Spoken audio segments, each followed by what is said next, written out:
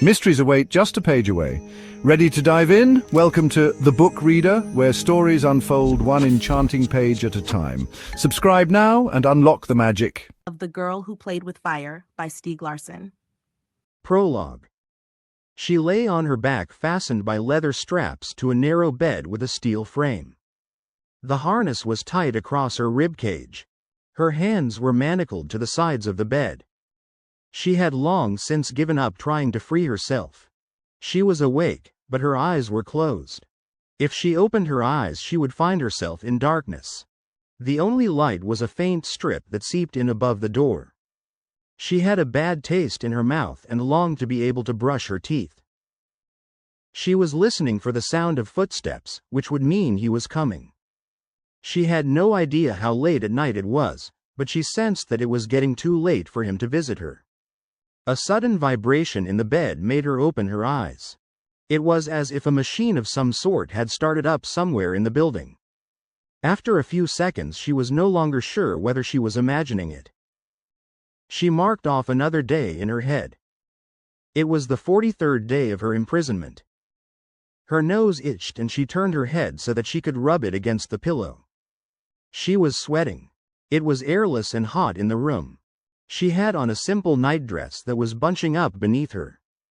If she moved her hips, she could just hold the cloth with her first two fingers and pull the nightdress down on one side, an inch or so at a time. She did the same on the other side. But there was still a fold under the small of her back. The mattress was lumpy. Her isolation sharply amplified all the tiny sensations that she would not otherwise have noticed. The harness was loose enough that she could change position and lie on her side, but that was uncomfortable because then she had to keep one hand behind her, which made her arm keep going to sleep. She was not afraid, but she did feel a great pent-up rage. At the same time, she was troubled by unpleasant fantasies about what was going to happen to her. She detested this helplessness. No matter how hard she tried to concentrate on something else, to pass the time and to distract her from the situation she was in, the fear came trickling out. It hovered like a cloud of gas around her, threatening to penetrate her pores and poison her. She had discovered that the most effective method of keeping the fear at bay was to fantasize about something that gave her a feeling of strength. She closed her eyes and conjured up the smell of gasoline. He was sitting in a car with the window rolled down. She ran to the car, poured the gasoline through the window, and lit a match. It took only a moment. The flames blazed up. He writhed in agony and she heard his screams of terror and pain. She could smell burned flesh and a more acrid stench of plastic and upholstery turning to carbon in the seats. She must have dozed off, because she did not hear the footsteps, but she was wide awake when the door opened. The light from the doorway blinded her. He had come, at any rate. He was tall. She did not know how old he was, but he had reddish-brown, tangled hair and a sparse goatee, and he wore glasses with black frames. He smelled of aftershave. She hated the smell of him. He stood at the foot of the bed and observed her for a long time. She hated his silence. She could see him only in silhouette from the light in the doorway. Then he spoke to her. He had a dark, clear voice that stressed, pedantically, each word. She hated his voice. He told her that it was her birthday and he wanted to wish her happy birthday. His tone was not unfriendly or ironical. It was neutral. She thought that he was smiling. She hated him. He came closer and went around to the head of the bed. He laid the back of a moist hand on her forehead and ran his fingers along her hairline in a gesture that was probably intended to be friendly. It was his birthday present to her. She hated his touch. She saw his mouth move, but she shut out the sound of his voice. She did not want to listen. She did not want to answer. She heard him raise his voice. A hint of irritation at her failure to respond. He talked about mutual trust. After a few minutes he stopped. She ignored his gaze. Then he shrugged and began adjusting her leather straps. He tightened the harness across her chest a bit and leaned over her.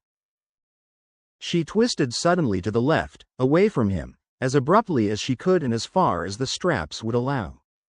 She pulled up her knees to her chin and kicked hard at his head. She aimed at his Adam's apple and the tip of her toe hit him somewhere below his jaw, but he was ready for that and turned away, so it was only a light blow. She tried to kick again, but he was out of reach. She let her legs sink back down onto the bed. The sheet slid down onto the floor. Her nightdress had slid up above her hips. He stood still for a long time without saying a word. Then he walked around the bed and tightened the foot restraint.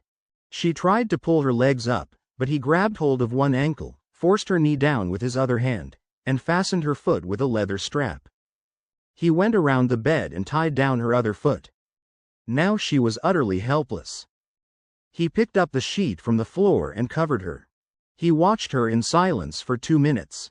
She could sense his excitement in the dark, even though he did not show it. He undoubtedly had an erection. She knew that he would reach out and touch her. Then he turned and left, closing the door behind him.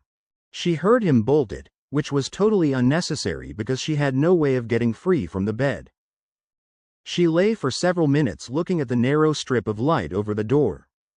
Then she moved and tried to feel how tight the straps were. She could pull her knees up a bit, but the harness and the foot restraints grew taut immediately. She relaxed. She lay still, staring at nothing. She waited.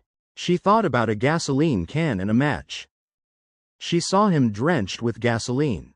She could actually feel the box of matches in her hand. She shook it. It rattled. She opened the box and selected a match. She heard him say something, but she shut her ears, did not listen to the words. She saw the expression on his face as she moved the match towards the striking surface. She heard the scraping sound of sulfur. It sounded like a drawn-out thunderclap. She saw the match burst into flame. She smiled a hard smile and steeled herself. It was her 13th birthday. And that marks the end of the current chapter. Thank you for listening to The Book Reader. Stay tuned for the next episode tomorrow. Please subscribe for updates.